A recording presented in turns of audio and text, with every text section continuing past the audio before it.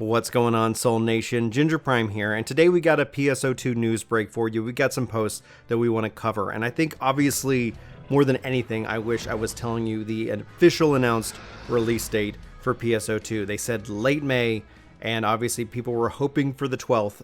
I'm always hopeful to get more people into this game, especially on PC. Personally, I'm looking forward to actually playing on PC too, not just Xbox, namely because my capture card for Xbox is on the fritz, and thus it randomly decides to work and doesn't. Regardless, that's a story, probably a video for another day.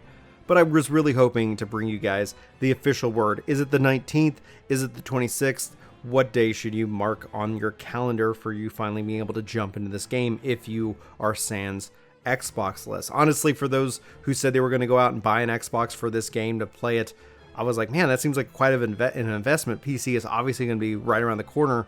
Man, they were right. I was wrong. Easily going to admit that. Hopefully they've been enjoying their Xboxes and playing this game as much as I have. Anyhow, my concern on one of these dates is the 26th, head-to-head with Minecraft Dungeons. Personally, never played Minecraft. I don't know why. But Dungeons actually was really... when they announced it, I was like, well, tell me more. Personally looking forward to playing this with my kids. If it comes out on the 26th, obviously that's just going to be head-to-head. Gonna have to play that. Gonna have to play... some PC version of PSO2 with the community. So anyway, we'll try to update you as soon as an official date has been announced. I'm personally been always kind of leaning towards the 19th. However, the 26th, I guess, is really the last Tuesday of the month. So if they can make it, there's no more major delays.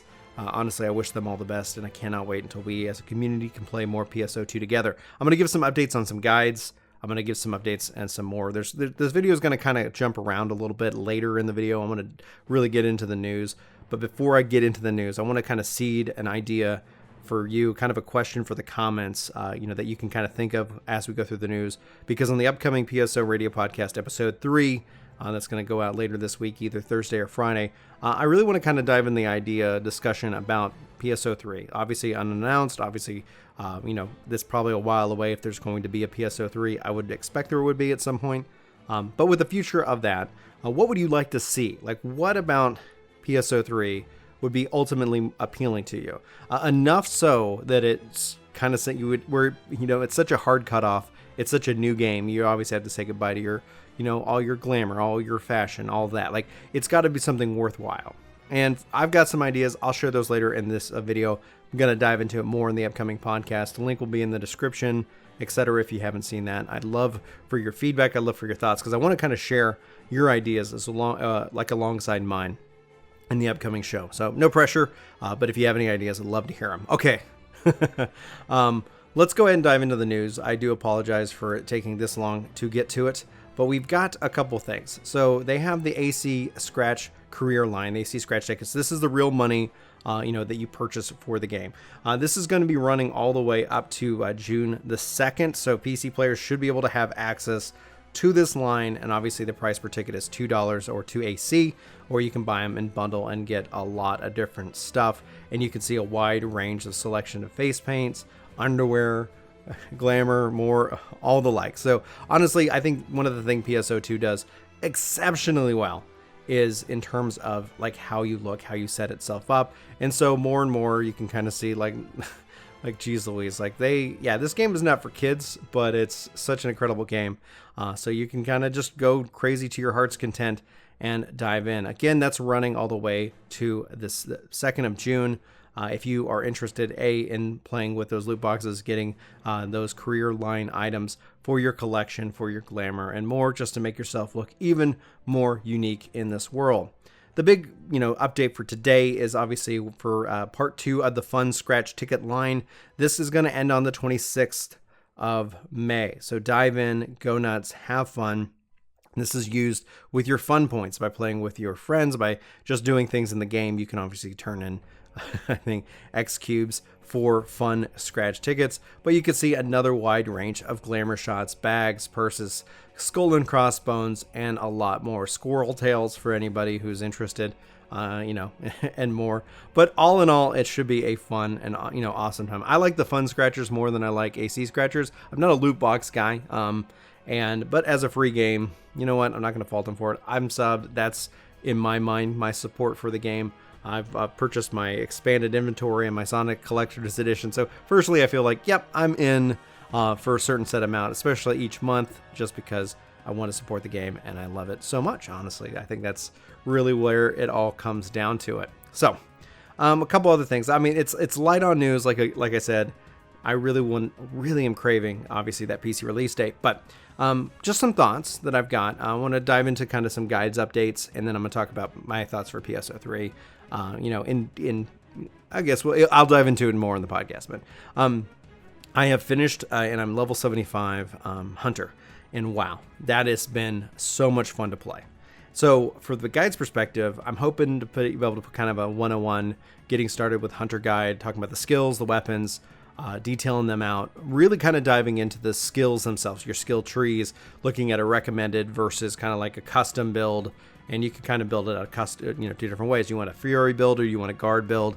So you kind of have a lot of options when it comes down to custom, but you obviously probably would want more skill trees to kind of play around with what type of build of a hunter you're going with. So hopefully that's going to be out later this week, maybe this weekend, for you guys, for anybody who's interested in playing a hunter. Highly recommended.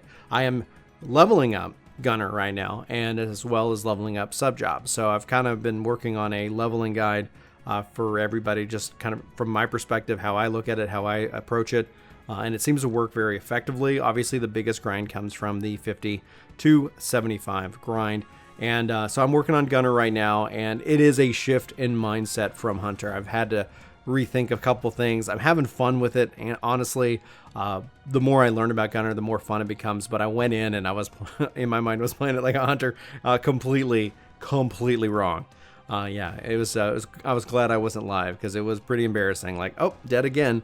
This wouldn't have happened on my Hunter's such a badass. But anyway, that's the guides update. We're going to work on Hunter. I'm going to work on Gunner. And we're going to keep working them, down the list, obviously, as I play and have fun. And just hopefully can share more of the love that I have for Phantasy Star with you guys.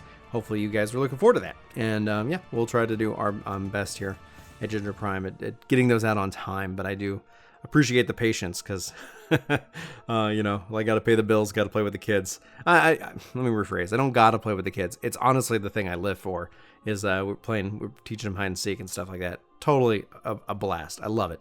And then games, once the kids go to bed, then games. So anyway, that's the guides update. I do want to now talk about a little bit my hopes for PSO3 when eventually that game will come. In my mind, 2025 seems to make sense, right? Like these games as a service games are meant to live on. We just got PSO2. Why are we talking about PSO3? And it's just a matter of like, where has the industry evolved? What has happened since 2012?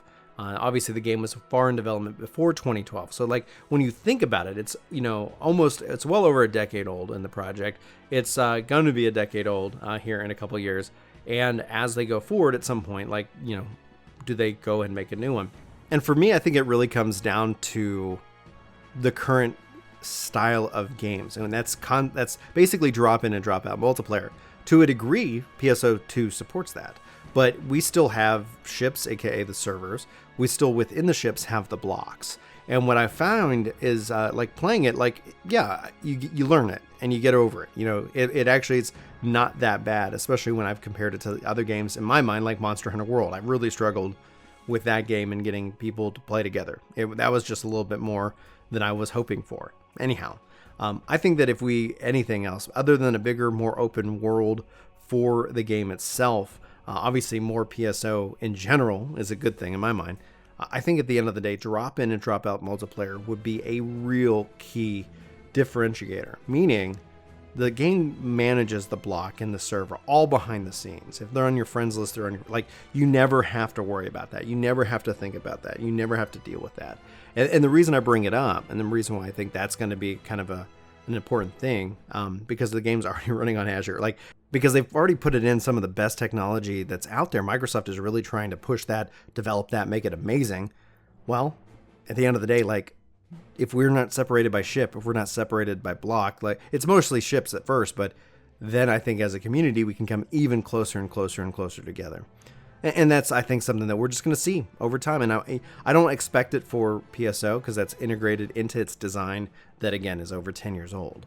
And as we go into the future with more cloud-based kind of server compute and more, I think that's going to be something we see as a natural extension of it. But those are just some of my core thoughts. I want to dive in more into some ideas that I've got in the next episode of PSO Radio. Again, sound off in the comments if you're interested in weighing in. I want to highlight some of your ideas if you feel like sharing them. If you don't, that's okay too. So regardless, for Ginger Prime, my name's Brian. Thanks for watching. I hope you had a great time with this video. Hopefully you enjoyed it. I really enjoyed making it for you.